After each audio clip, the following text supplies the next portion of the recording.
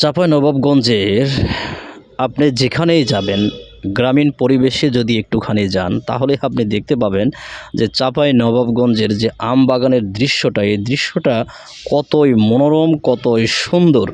আপনি যতদূর হাঁটবেন, যতদূর আপনার চোখ যাবে, আপনি শুধু দেখবেন আম বাগান, আম বাগান আর আম বাগান। তবে আম বাগানের যেই জিনিসটা সবচেয়ে আমার কাছে ভালো লাগে সেটা হলো এর পরিবেশটা। মানে আপনার চোখ যতদূর যাবে ততদূর পর্যন্ত আপনি দেখবেন যে আম বাগান, আর এই আম বাগানের ভিতরে আপনি হাঁটতেই থাকবেন, হাঁটতেই থাকবেন, হাঁটতেই থাকবেন। আপনার এতটুকুও ক্লান্তি অনুভব হবে না।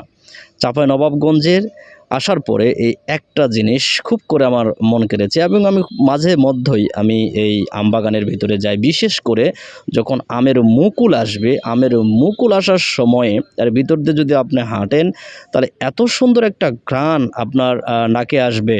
ও মাই গড কন্ডিশন খুবই সুন্দর। এবং আমের সময়ে যখন আপনি ঠিক এই আম বাগানগুলোর ভিতরে চলাফেরা করবেন, তখন আপনি দেখবেন যে আম আপনার মাথায় লাগতেছে, আপনার গায়ে লাগতেছে। আপনি যদি মনে করেন যে আপনি আমটা হাত দিয়ে পেড়ে খাবেন না, আপনি সরাসরি গাছ থেকে খাবেন, এটাও সম্ভব।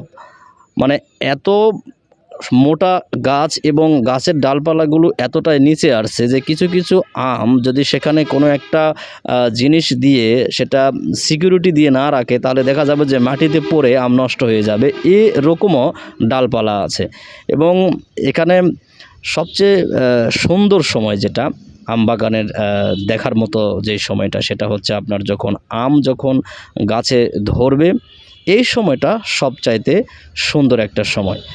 তো যাই হোক, আমবাগানের এই দৃশ্যর ভিডিওটা আমি প্রায়ই দেই, কারণ আমার কাছে খুব ভালো লাগে আমবাগানের এই দৃশ্যগুলো দেখতে।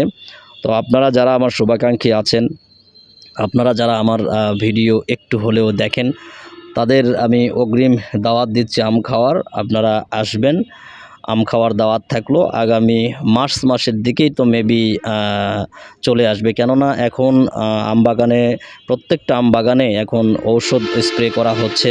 কেননা সামনেতেই আপনার আমের মুকুল আসবে। এই মুকুল আসার কারণে এখন স্প্রে করা হচ্ছে ঔষধ।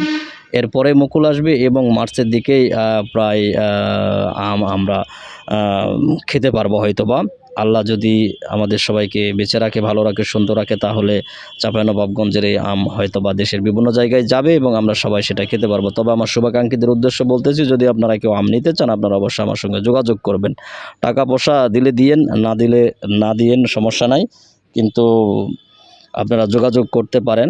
কারণ এখানে যে আমটা আপনি পাবেন সেটা একবারে যে জেনুইন চাঁপাইনবাবগঞ্জের আম, এই বিষয়টা অন্তত নিশ্চিত থাকতে পারবেন। যার পরিপ্রেক্ষিতে অগ্রিম দাওয়াত রইল। ভালো থাকবেন। আল্লাহ হাফেজ।